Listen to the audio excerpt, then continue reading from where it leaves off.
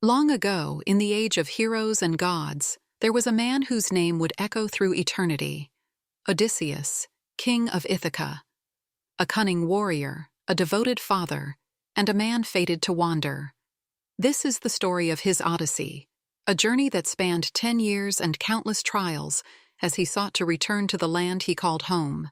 Welcome to TF Stories, where we break down fascinating topics into simple and engaging stories. If you enjoy our content, don't forget to like this video, subscribe to our channel, and let us know in the comments where you're watching from. The story begins on the blood-soaked fields of Troy, where Odysseus fought alongside the mightiest of Greek warriors. When the city fell, it seemed the war was over. But for Odysseus, the true battle was just beginning. Odysseus. We thought victory would bring peace. How wrong we were. With his fleet and his men, Odysseus set sail for Ithaca. The sea was calm and the winds were favorable, but the gods had other plans. On a distant island, Odysseus and his crew found themselves trapped in the cave of Polyphemus, a monstrous Cyclops and son of Poseidon. The beast devoured several of Odysseus's men before the clever king devised a plan. Odysseus, we'll offer him wine and tell him my name is nobody. When he sleeps, we strike. Blinding the Cyclops, they escaped beneath the bellies of sheep. But as they fled, Odysseus's pride sealed their fate.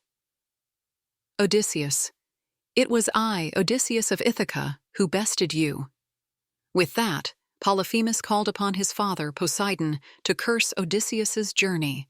Poseidon's wrath followed Odysseus, casting him and his crew into peril after peril.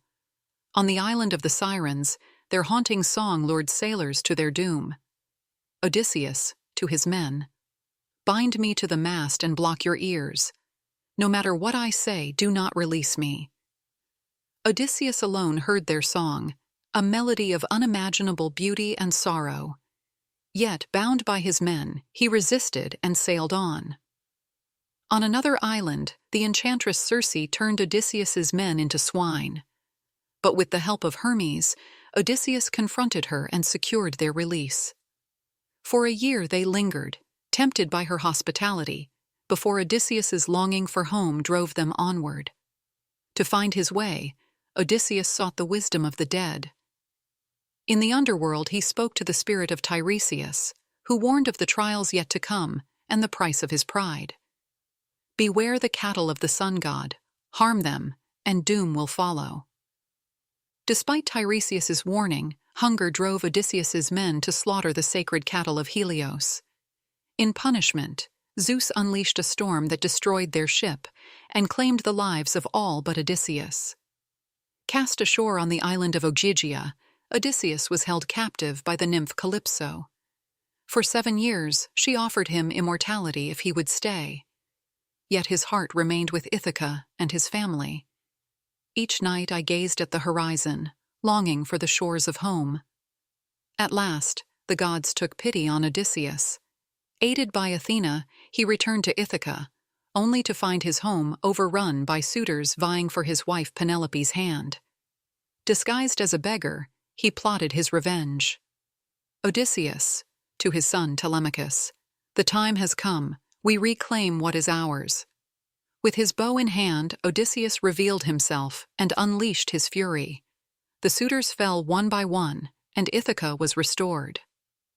After 20 years, Odysseus stood once more in his halls, his journey complete. But the lessons of his Odyssey lived on.